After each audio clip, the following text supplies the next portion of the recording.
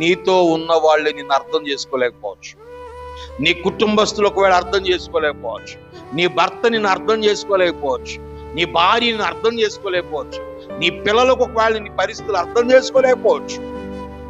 అలాంటప్పుడు ఎందుకు అర్థం చేసుకోవట్లేదు, ఎవడో నన్ను ప్రేమించట్లేదని నిరాశ ఒకవేళ కలిగి కృంగిపోవలసిన పని లేదు. నేను అంటాను, నిన్ను ఎవరు అర్థం చేసుకున్నా అర్థం చేసుకోలేకపోయినా ఒక ఆయన అర్థం చేసుకోగలడు.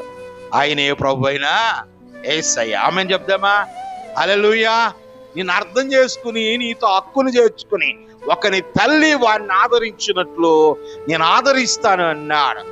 ఎవరు విడిచినా నేను మీ చెయ్యి విడిచి నిన్నెన్నడను విడువను, నిన్నెన్నడను కూడా ఎడబాయనని చెప్పిన దేవుడు. అర్థమైందా? ఎవరు అర్థం చేసుకున్నా చేసుకోకపోయినా, ఎవరు విడిచిపెట్టినా ఆయన విడిచిపెట్టే దేవుడు కాదు దేవుడు.